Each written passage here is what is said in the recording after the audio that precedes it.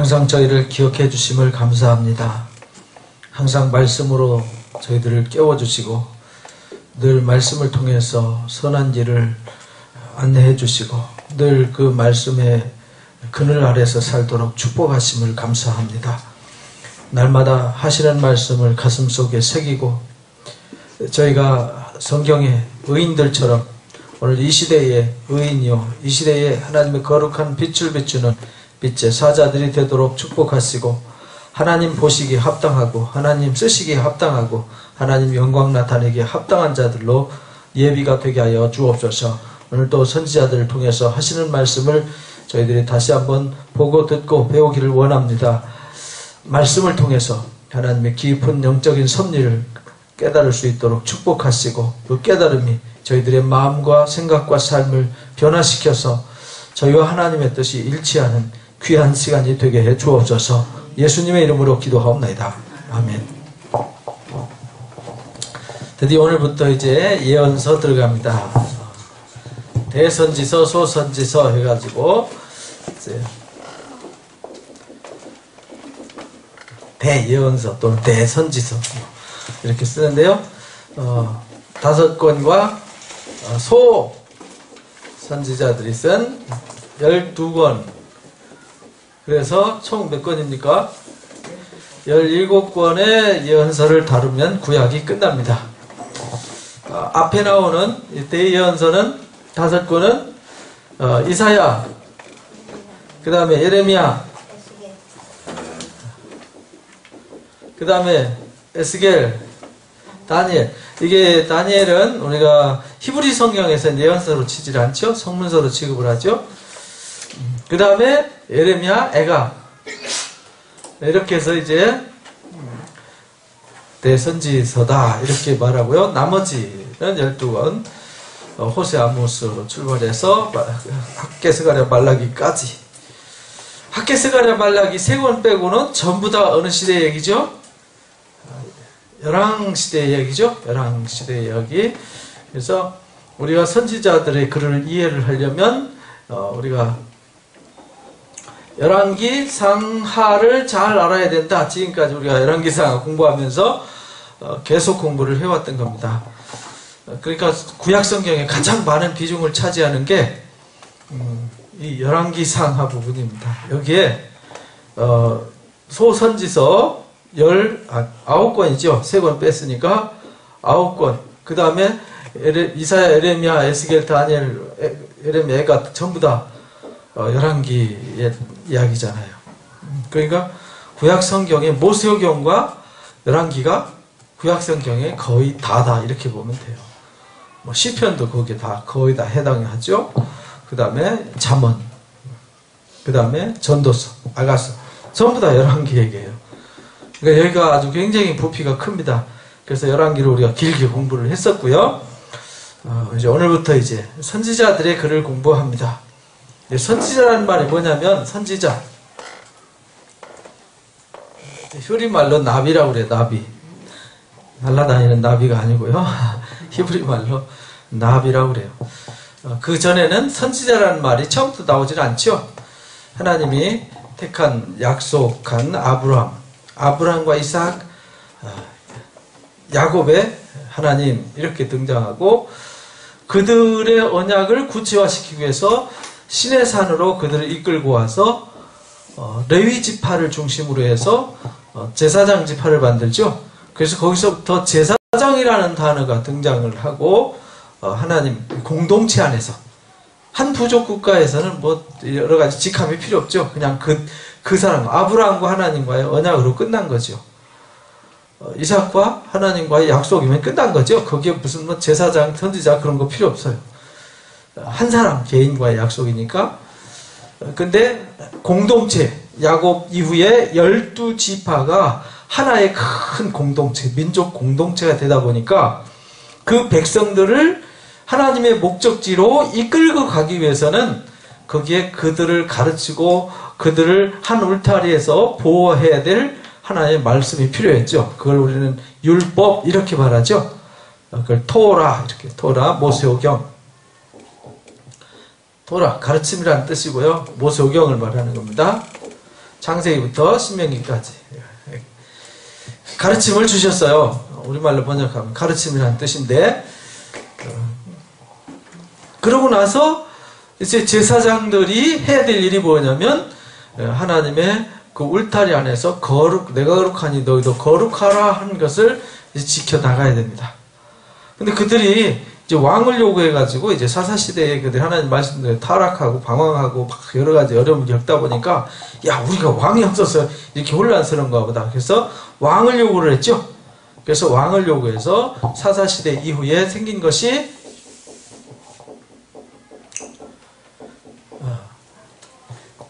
선지자라고 하는 겁니다. 왕이라는 것이 세워졌어요. 제사장이라는 게 세워졌어요.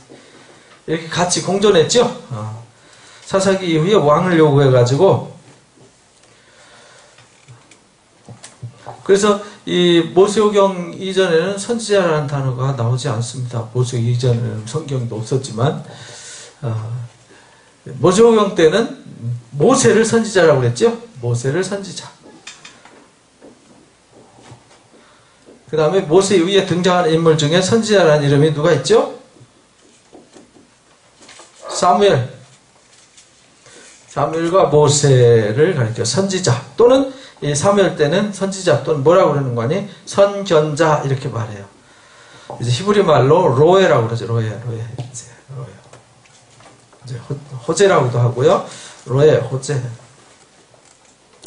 네, 로에란 말은 이제 선견자라는 뜻. 무슨 뜻이냐면 하나님이 말씀하신 것을 아는 자 이런 말이죠. 아는 자. 그래서 선지자란 말. 선지자들이 하는 역할이 뭐였냐면 선견자, 선지자들, 제사장들의 역할과 선지자들의 역할을 우리가 잘 구분하셔야 돼요.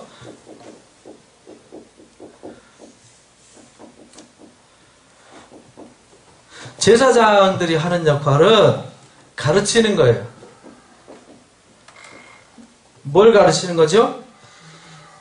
하나님 백성들이 거룩하도록 거룩한 경전을 가지고 거룩함을 가르치는 거예요. 이제 선지자들은 뭐냐면 하나님의 말씀을 뭐 하는 거예요? 일방적으로 선포하는 거예요. 선포하는 자들. 하나님이 주신 계시를, 하나님 주신 말씀을 전달하는 거예요. 전달. 그리고 이 가르침으로 살아야 되는데 살지 못하니까 이들을 잘못된 삶을 뭐 하냐면 개혁하는 일을 해요. 선지자들이. 그래서 잘못된 걸 막 야단치죠. 야단쳐가지고 흔들어 깨우고 바른 길로 가도록 안내를 해요. 선포하고 개혁하는 일을 해요. 이제 비슷하지만 달라요. 그리고 이제 선지자들이 하는 거를 우리는 이렇게 하는 걸 뭐라고 그러는 거 아니? 예언한다. 예언이라는 단어가 우리말로 해석을 하면 뭔 뜻이냐면 말하다 이런 말이에요. 말하다. 뭘 말하느냐? 하나님의 말씀을 말하다 그런 말이에요. 그러니까 예언한다니까 가끔 이제 얼토당토하는 그 예언하는 사람 있죠. 내년에 뭐 어쩔 거다 뭐 이렇게 얘기하고 당신 보니까 앞으로 사업하면 잘 되겠어 뭐 이런 점쟁이 같이 예언하는 사람도 있죠. 성경에서 말하는 예언은 그런 거하고 달라요. 계시, 예언 뭐 이런 거는요. 그런 뜻이 아니라 하나님이 주신 말씀을 말하다 이런 말이에요. 근데 하나님이 지나간 얘기를 말하나요? 뭐하죠? 앞으로 되어질 일, 지금 잘못된 일은 가르치고 개혁하고 그리고 그 잘못된 것 때문에 앞으로 이렇게 될 거다라는 것을 말씀하시는 거죠. 그래서 우리가 예언한다 그 말은 우리가 성경을 모르면 예언할 수 있어요 없어요? 못하죠. 성경에 모세오경에 보니까 하나님 말씀 불순종하면 이렇게 될 거다 저렇게 될 거다 예언한 거잖아요. 그래서 우리가 이사야부터 예언서를 공부하는데 그 예언서 이야기들이 쭉 보면은 전부 다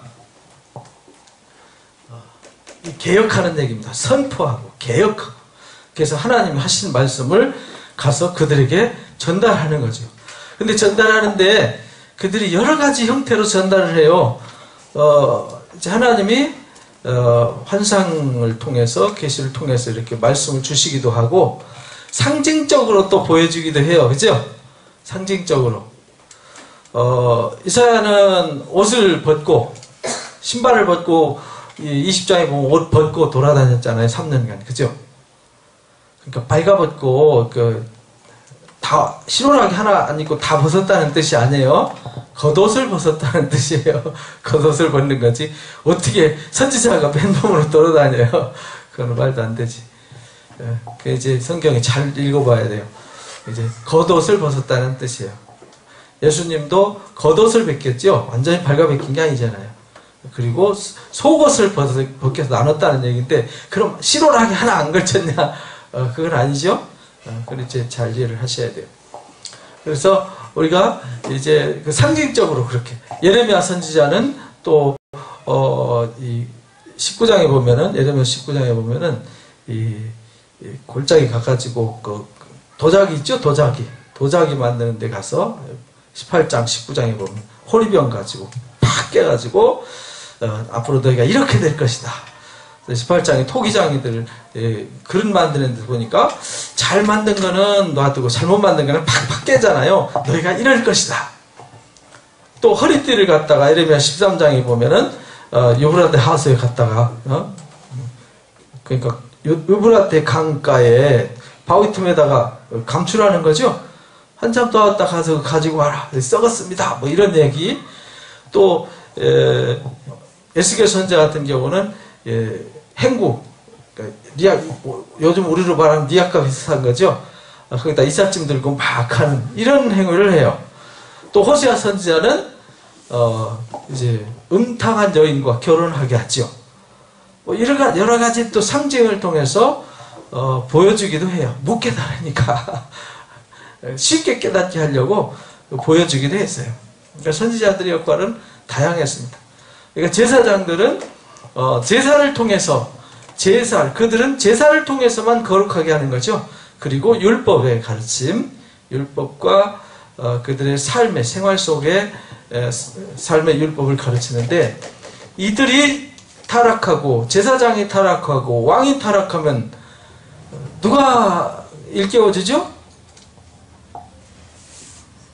아무도 도와줄 사람 없잖아요. 그래서 등장한 게 누구라고요? 선지자. 그렇잖아요. 제사장 타락해버리고 왕이 타락해버렸어요. 그러면은 끝이잖아요. 그래서 하나님이 그때그때 선지자들을 붙잡아서 세워서 보내시는데, 문제가 없을 때는 할 일이 없죠. 그렇잖아요. 문제가 없으면은 뭘 개혁하고 새로운 방향을 제시해 줄 필요가 없잖아요. 잘 가고 있는데. 그래서 항상 성경은 선지자들이 등장할 때는 주로 문제가 있을 때 등장해요. 우리가 아합 왕 때 잘 봐서 아시죠? 우리 누구 봤죠? 엘리야. 바알 신앙으로 위기에 처하니까 엘리야가 등장했고 엘리사가 등장했고, 또 이 여로보암 왕이 금송아지 만들고 할 때 누가 등장했어요? 아이야 선지자와 또 하나님의 사람 이렇게 나오죠? 하나님의 사람 이렇게 나오고, 뭐 그런 선지자들, 뭐 수마야 선지자라든지 뭐 이런 분들 등장하고, 또 이제 성경 기록한 선지자들은 또 다르죠. 특징이 있죠. 성경을 기록한 선지자들 중에 이제 가장 오랫동안 활동했고 큰 역할을 했다. 기간이 좀 길고 글을 써서 많은 기록을 남겼다. 그래서 대선지자입니다. 대선지자고, 그러니까 우리가 그들을 통해서, 기록을 통해서 이제 일깨워 주는가 하면, 이제 기록 없이 상황 속에서 하시는 선지자가 있어요. 그래서 기록한 선지자들 보면 언제 어떤 때 하는지 그거를 이제 명확하게 하죠. 그냥 선지자들은 그냥 허공에다 대고 막 아무렇게나 말하는 게 아니라, 아합 왕 때의 위기에 엘리야가 나타나서 엘리야를 통해서 그 상황을 말씀하시듯이, 이 이사야라는 선지자도 그냥 등장하는 게 아니라 1장 1절에 보면 우시야 왕 요담 왕, 아하스 왕, 히스기야 왕, 그 다음에 아모스의 아들 이사야가 유다와 예루살렘에 관해서 본 것이다. 이렇게 말했죠. 그러니까 처음 볼 때 누구한테 언제 왜 말씀하셨는지 이것이 중요해요. 그래야 그 다음에 내용이 무슨 내용인지를 알 수 있어요. 근데 예언서는 두 가지를 볼 수 있어요. 당시에 이제 시대적 배경과 상황 속에서 말씀하시고 이거를 빙자해서 호세아서 12장 말씀대로 이것을 빙자해서 말씀하세요. 누구한테? 오늘날이 언제죠? 이제 우리가 성경을 볼 때 다들 혼돈에 빠지는 게 뭐냐면요. 성경에 보면 이제 2장에 보면 말일에 이렇게 나오죠. 언제가 말일입니까? 30년 전, 40년 전에도 말일이었죠. 그럼 지금은 끝났습니까? 지금도 말일. 2000년 전에도 말일. 4000년 전에도 말일. 이랬어요. 그 말일이 언제예요?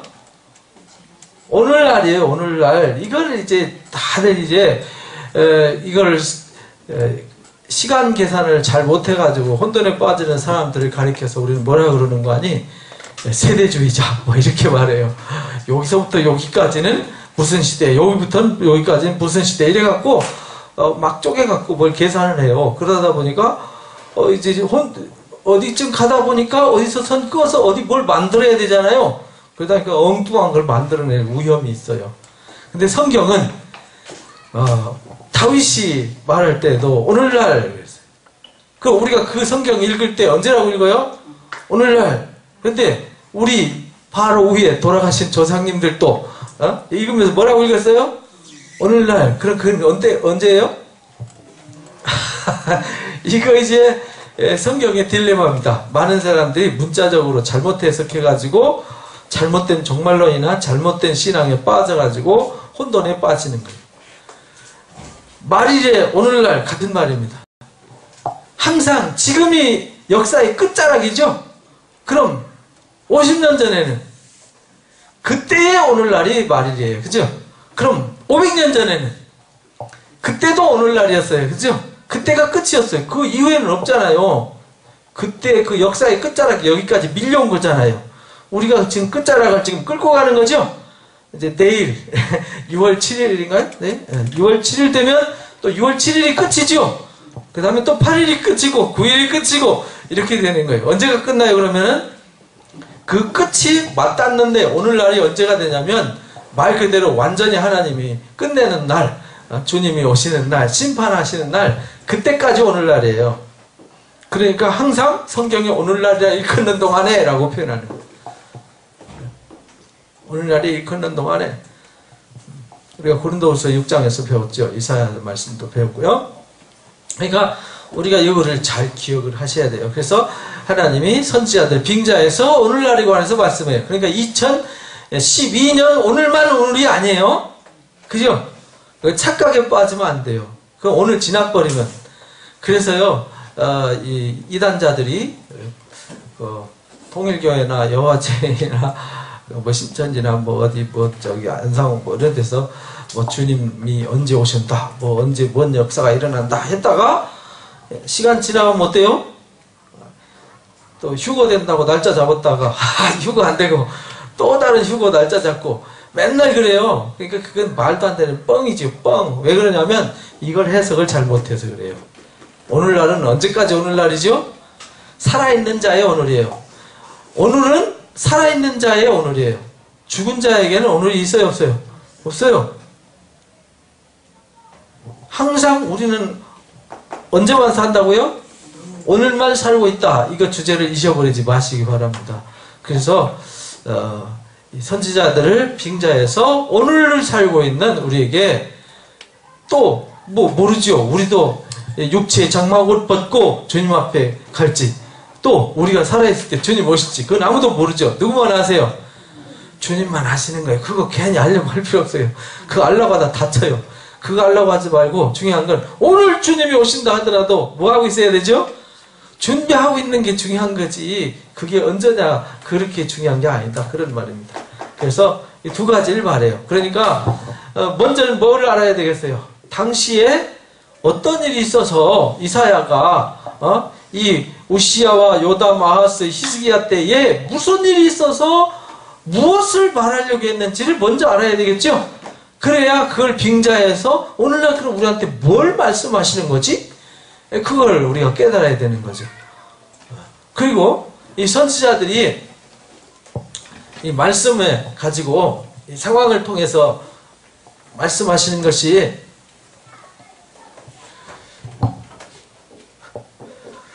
신약이나 구약이나 다 뭐 때문에 말한다고요? 문제 때문에 말씀하신다고 그랬죠? 문제 때문에. 도대체 뭐가 문제였냐? 그러니까 문제 때문에 말씀하시니까 우리는 성경을 통해서 뭘 발견해야 돼요? 문제를 발견하셔야 돼요. 문제를. 누구 문제? 이게 나의 문제예요. 나의 문제. 근데 다 누구 문제 찾아요? 이제 남의 문제만 자꾸 찾아. 자기 문제 안 찾고 남의 문제만 뒤지다 보니까 하나님의 말씀이 나와 아무 상관없어지는 거예요.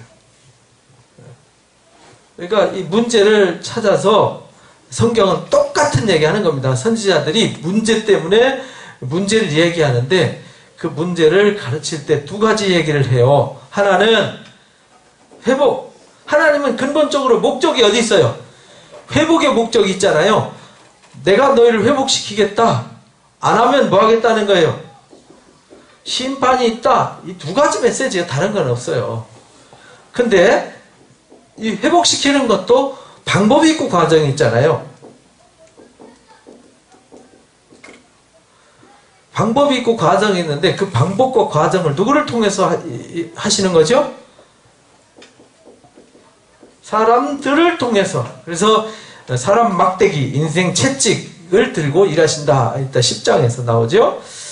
심판도 마찬가지예요. 심판도 하나님이 아수르라고 하는 멍댕이를 들어서 이스라엘을 혼내주시죠. 바벨론이라는 도끼를 들으셨어요.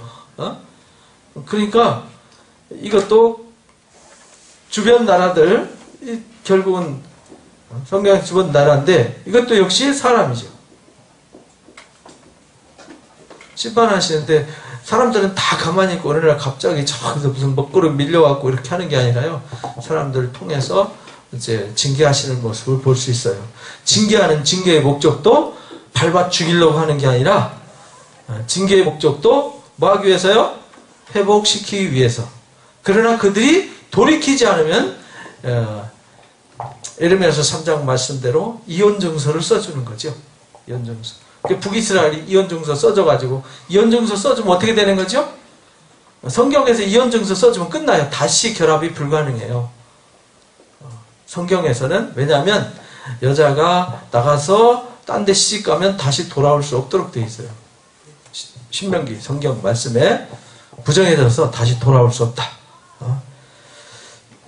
그래서 신명기 24장에 그 부분을 명확하게 해요. 그러니까 우리가 이거를 잘 배우셔야 돼요. 그래서 이제 이사야를 보니까 이제 선지자들이 말씀을 선포하시는데 뭘 선포하시냐? 1장 항상 여러분들이 예언서를 보든 무슨 성경을 보든 시작을 잘 보시고 과정을 잘 보셔야 뭐가 나오죠? 결론이 잘 나와요. 그래서 이사야를 잘 보시는데 1장을 잘 보셔야 돼요. 그래서 이사야는 1장부터 12장까지가 주 핵심 내용이에요. 지금 무슨 일이 벌어지고 있는지 구체적인 이야기가 1장과 12장에 나와요. 그 다음에 13장부터 23장까지 보면 이건 이방나라에 대해서 나와요. 바벨론 또는 블레셋, 그 다음에 뭐 다메섹, 그 다음에 모압, 암몬, 두로, 시돈, 구스, 애굽 뭐 이런 사람들, 그 이방 민족이죠. 여기서 말하는 이 심판의 도구들.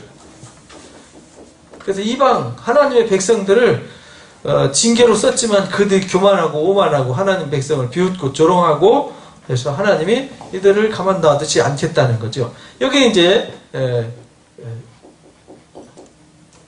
유대인들, 곧 하나님의 선택받은 백성들을 향한 하나님의 약속의 말씀이에요. 그리고는 이제 24장부터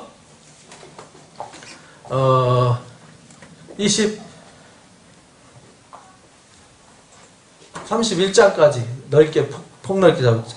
쪼갤 수가 있는데 쪼갤 필요 없이 그냥 하나로 묶어도 됩니다. 하나님이 심판하시겠다는 거예요. 하나님을 의지하지 않고 여기는 이제 이방에 대한 얘기였죠. 여기는 이제 유대인들이 유다와 예루살렘 백성들이 하나님 말씀을 떠나서 어떻게 되는지 말씀하시면서 여기는 하나님의 말씀을 떠난 그들의 현상을 나열하고 그래서 내가 너희들 징계하겠다. 너희가 타락했기 때문에. 그러나 이것 역시 회복을 위한 목적이다. 뭐 이런 이야기로 써가요. 근데 여기서도 너희들이 자꾸 이 사람들이 누구를 의지하냐면 애굽을 의지하느냐 다메섹을 의지하느냐 자꾸 주변을 의지하려고 하는 하나님 떠나서 아하스 왕 때 그랬잖아요.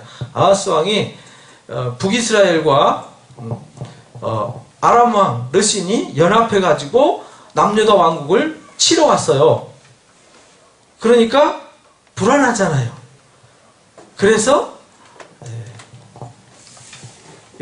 다메섹 사람을 아수르 사람을 청해 가지고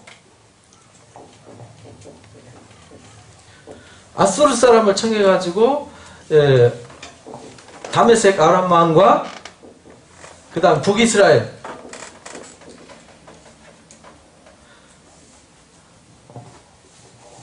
상납하고요. 싸워주기를 요청을 해요.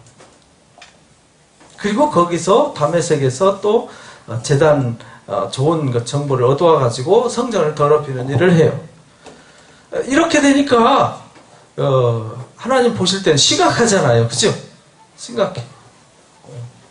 그래서 자꾸 딴 거 의지하지 마.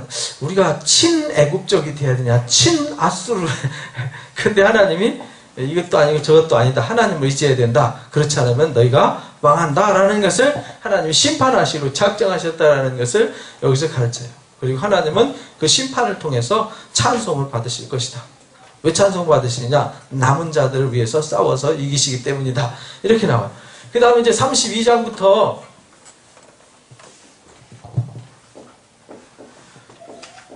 35장까지 하나님이 이제 마지막이죠. 그죠? 결국은 다 심판하고 이들이 엉뚱한 거 의지하면 하나님이 징계하시겠다 하고 뭘 얘기하겠어요? 뭐 회복을 말씀하시는 거죠. 회복을 위해서. 그래서 그 샘플을 제공해요. 36장부터 39장까지 누구 얘기죠? 히스기야 왕 얘기. 열왕기하 18장에서 20장까지 나오는 히스기야 얘기가 여기 그대로 들어가 있어요. 여러분들 이제 36장 펴보세요. 36장 펴보시면 그 위에 가로치고 열왕기하 18장 13절에서 27절 이렇게 써있죠. 뭐 그런 거 없는 성경도 있습니다. 요즘 웬만하면 다 있는데 히스기야 왕 14년에 아수르 왕 사네립이 올라왔더라 이렇게 나오죠.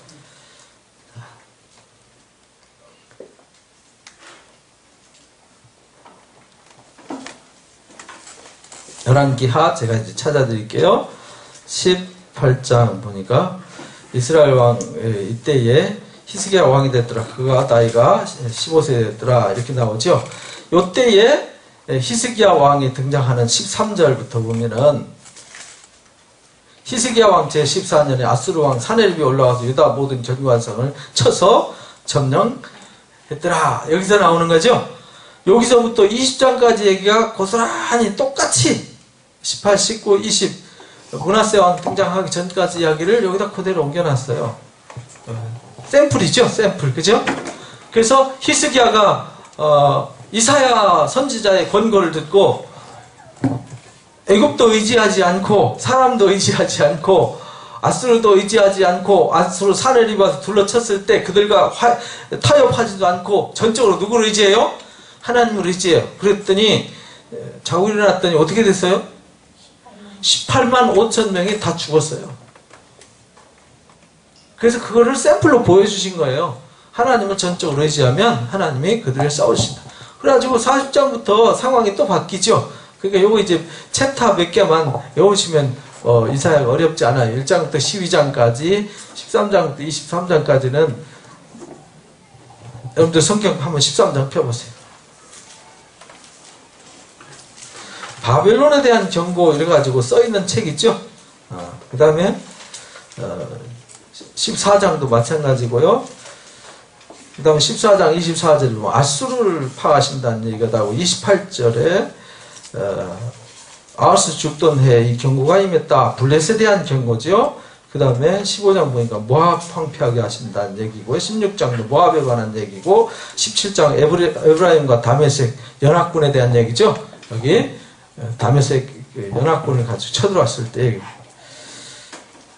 그 다음에 18장 보니까 구스에 대한 이야기, 19장에 애굽에 대한 이야기, 이 징표, 그들이 벌거벗은 수치를 당할 거다 해가지고 이사야가 벌거벗고 신발 벗고 다녔던 이야기.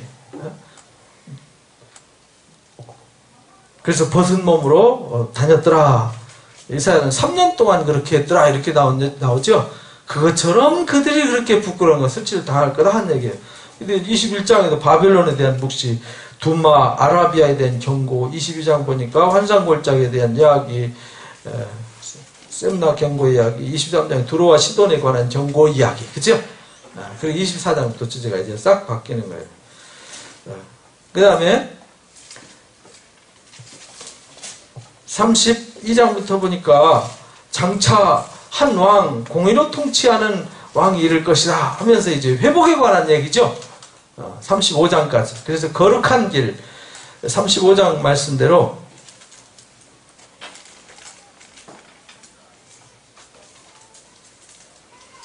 광야와 메마른 땅이 기뻐하며 사막이 백합화같이 피어 즐거워할 거다. 이렇게 회복될 거라는 거예요.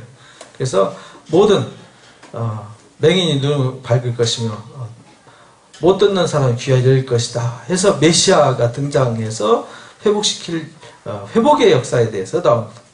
그러고 나서 이제 그 회복이 어떻게 이루어지냐, 이때에 히스기야가 하나님 말씀과 하나님을 전심으로 의지했을 때에 그렇게 회복시켜 주실 것이다.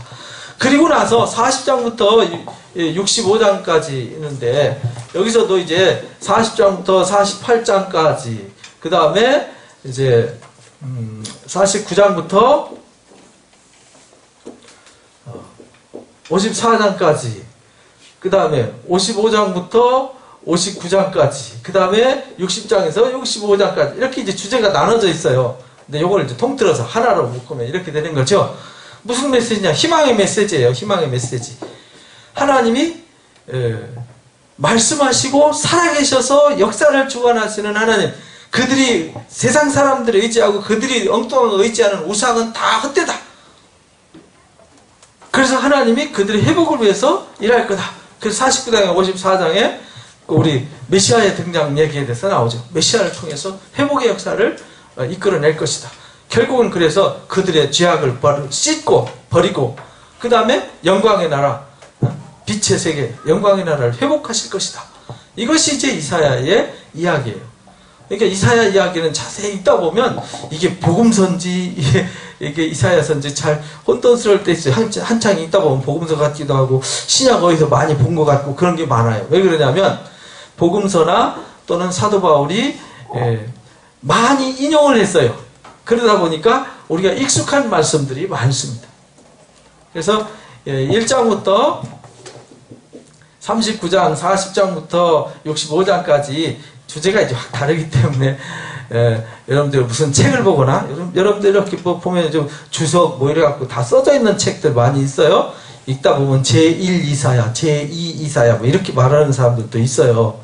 진보학자들은 여기는 앞에는 그때 이사야가 썼을지 모르지만 여 뒤에는 후대에 썼을 거다 뭐 이래갖고 이제 어떻게 45장 44장 보니까 고레스 얘기가 나오잖아요. 이사야 죽고 나서 150년 후에 등장하는 왕이 누구냐면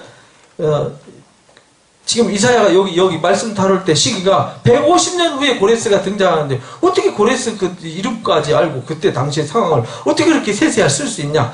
그건 아니다. 그때 아마 고레스 때에 그 시대에 썼을 거다. 이렇게 진박자들 꼭 성경에요.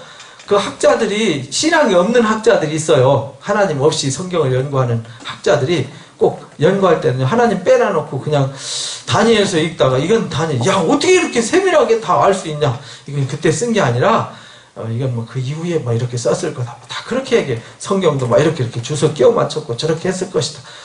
그래서 단순히 책이다 이렇게 말하는 사람들도 있어요. 성경이 단순한 책이면 우리가 뭐 읽고 경전으로 볼 수가 없잖아요. 그건 하나님 말씀도 아니고 하나님 말씀이 이루어질 필요도 없는 거죠. 그럼 각자 수집해서 다 썼으면은 어떻게 신앙이 그 구약의 4,000년, 신약의 2,000년 동안에 그 역사 이야기가 쭉 이어지겠어요? 그 거짓말이잖아요. 에? 일부러 끼워 맞추려고 서로 막 해서 각색을 해도 각색해서 나 여기까지 각색했으니까 100년 후에 네가 거기서 거기도 각색해? 이렇게 하겠습니까? 그러니까 이 말도 안 되는 이야기. 그래서 하나님 말씀을 너무 이렇게 학문적으로 가다 보면 혼란에 빠져요. 성경은 학문이 아니에요. 학문을 쓸 것 같으면 고대 당시에는요 지금처럼 그렇게 학문이 발달한 시대가 아니었어요. 그때는 글도 아는 사람들이 많지가 않았고요. 지금처럼 글에 대해서 막 고대의 글 보면은 이제 쓰는 이렇게 방법이 많이 있지만 진짜 이렇게 성경을 보면 너무 철두철미하잖아요.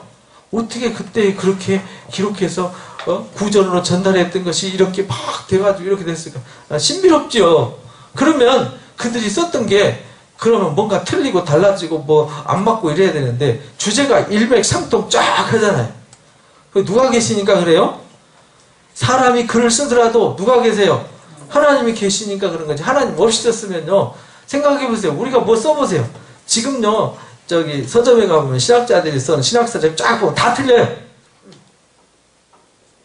지금 학자들처럼 책 썼다 그러면 성경은 하나도 존재하지 않아요. 존재할 수도 없어요. 불가능합니다. 왜냐하면 너무 싸우는 사람들이 많으니까. 견해와 주장이 너무 다르니까. 근데 견해와 주장이 너무 다르지 않잖아요. 너무 똑같잖아요.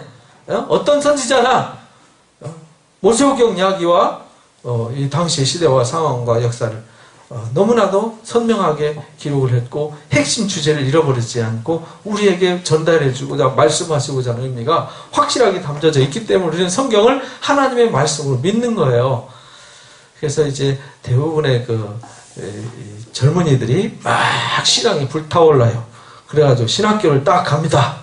가면 이제 뜨거운 목사 신앙이 뭐가 되냐면 이제 장로 신앙이 됐다가 장로 신앙이 이제 집사 신앙이 됐다가 집사가 이제 평신도 신앙이 됐다가 이제 새신자 신앙이 됐다가 나중에 무신론자가 돼버려요. 아니 무신론자가 돼갖고 나와서 뭘 가르쳐요? 그거 웃기잖아요. 그래서 야 이게 학문을 잘못 접근하면 상당히 위험하겠다. 저도 신학을 공부하면서 굉장히 혼란스러웠어요. 그런 부분이. 이게 뭐지? 근데 저는 이제 성경을 늘 가까이 하고 성경을 깊이 묵상하기 때문에 이제 그런 혼란을 아주 가볍게 또 이런 사람은 이렇게 말하고 저런 사람은 저렇게 말하는구나 하니까 거기에 전혀 영향을 안 받았어요. 하나님 말씀으로 순수하게 받아들이고 그 사람들은 아니라고 한 것에 대한 책임을 못 져요. 그게 아니야. 이럴 거야 했으면 책임을 져야 되잖아요. 근데 아직까지 책임진 사람 하나도 없어요. 아마 그럴 거야 하고 끝 이렇게 돼요. 진짜요? 잘 모르지만 그런 것 같아요. 이런 거거든요. 학문이라는 게. 왜? 확실한 건 모르니까. 그러니까 우리가 할 수 있는 건 뭐냐면 하나님 말씀은 살아있다. 운동력이 있다. 그러니까 문자에 매달리지 마라. 성경은 문자 왜냐하면 번역물이잖아요. 히브리 사람들한테 히브리 언어를 가지고 가르쳤고 그 다음에는 헬라 언어로 가르쳤고 라틴어로 가르쳤고 영어로 가르쳤고 한문으로 가르쳤고 우리는 한글로 가르쳤고 그러니까 이게 다 번역하다 보니까 문자에 매달리면 어떤 게 진실인가요? 그럼 우리 히브리어 다 공부해야 되나요? 그럼 히브리어가 하나님의 그 마음을 다 표현할 수 있나요? 히브리 학자들은 다 표현할 수 있다고 말하지만 제가 볼 때는 아니에요.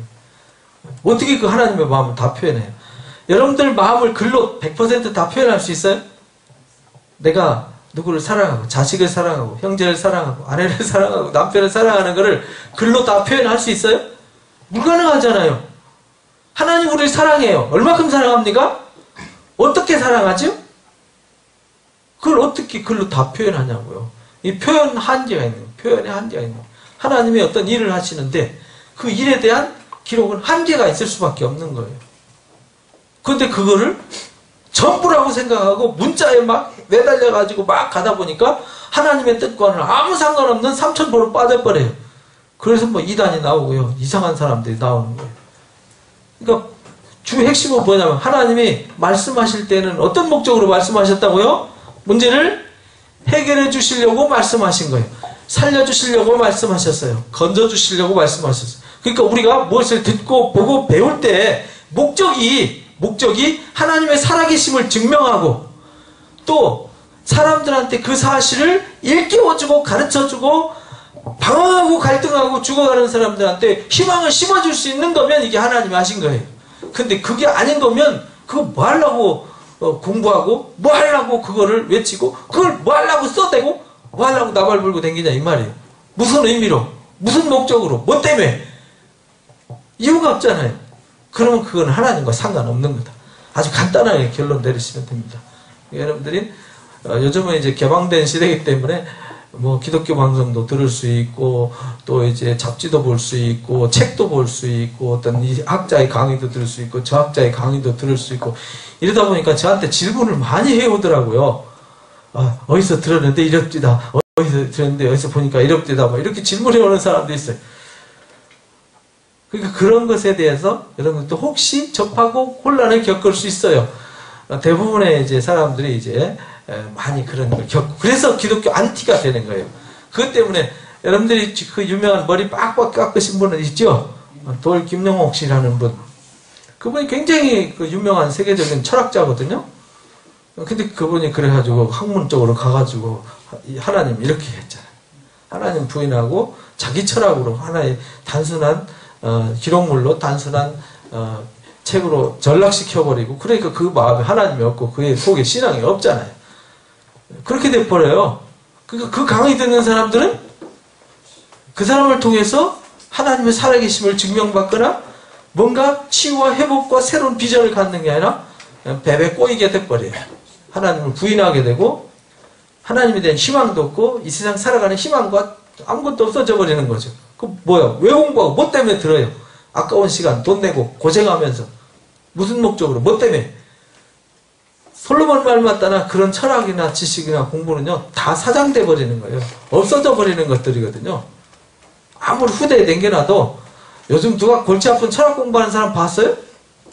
우리 학교 다닐 때는 뭐 철학 기본이었지요.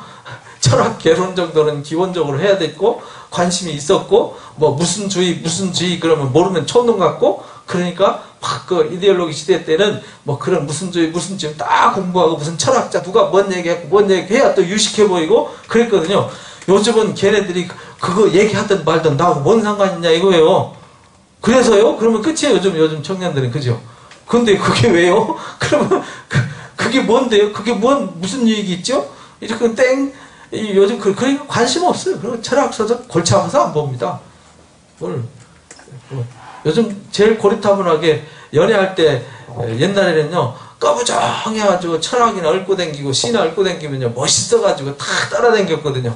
우리 권사님들 안 그러셨어요? 그런들 보면 괜히 멋있어 보이고 팍 유식해 보이고 그랬잖아요.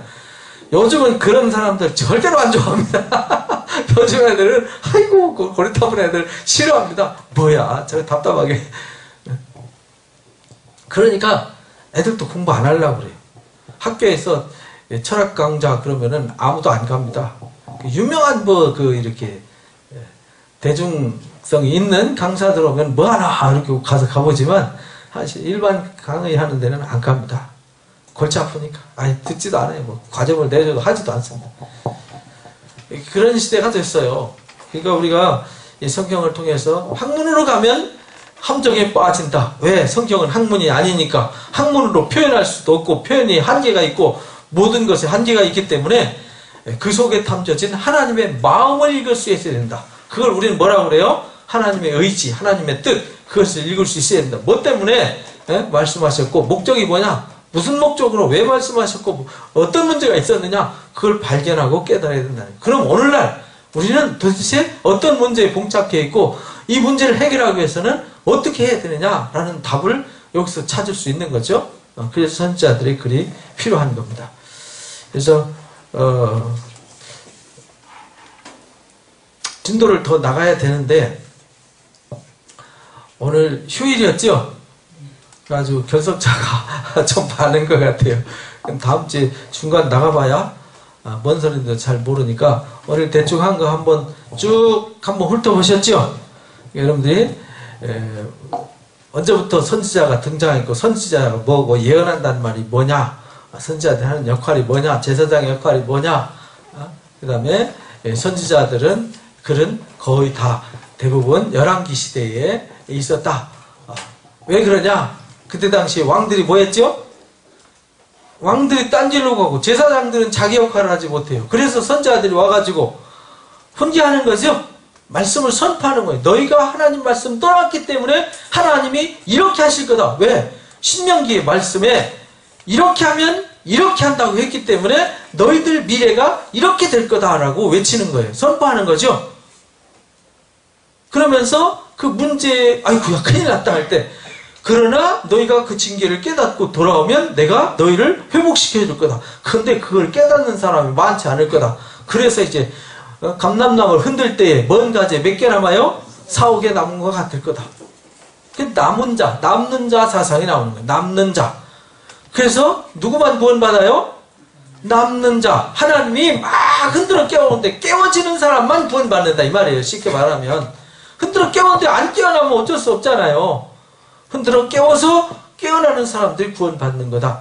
그걸 위해서 흔들어 깨우기 위해서 선지자들이 등장하고 이사야가 부르심을 받은 거다. 그래서 우리 그거를 알고요. 그 사실을 가슴에 묻고 이제 선지자들이 그 시대에 어떤 일이 있었느냐, 그리고 우리에게 무엇을 말씀하시려고 하는 거냐라는 거. 그 다음에 이사야는 이렇게 크게 여섯 챕터죠. 둘, 넷, 여섯 챕터를 나누는데 그 마지막 챕터도 4개로 나눌 수 있다. 그냥 기본적인 그림만 그리고 계세요. 제일 알기 쉬운 것은 36장에서 39장은 우리가 너무 잘 아는 열왕기에서 배웠던 히스기야 이야기 그대로 옮겨놓은 거니까요. 그거는 뭐 아주 간단한 얘기죠. 그러면서 주제가 싹 바뀌어버려요. 40장으로 넘어가서. 그래서 여러분들이 성경 이사야 읽을 때 40장부터 보면은 상황이 반전이 돼요. 그런 걸 이제 잘 보시면 돼요. 그 다음에 13장부터 23장, 3자가 들어가니까, 그죠? 13, 23. 거기에는 그 이방 민족들의 심판 얘기가 나와요. 근데 왜 그들이 어떤 심판을 왜 당하는지, 그리고 어떤 결과가 있는지, 그걸 이제 상세히, 또 그걸 빗대서 오늘날 뭘 말씀하시는지, 그걸 우리가 이제 배울 수가 있는 거죠. 그리고는 뭐, 하나님의 회복의 역사 이야기, 그 다음에 여기 1장부터 12장까지를 자세히 읽어보셔야 돼요.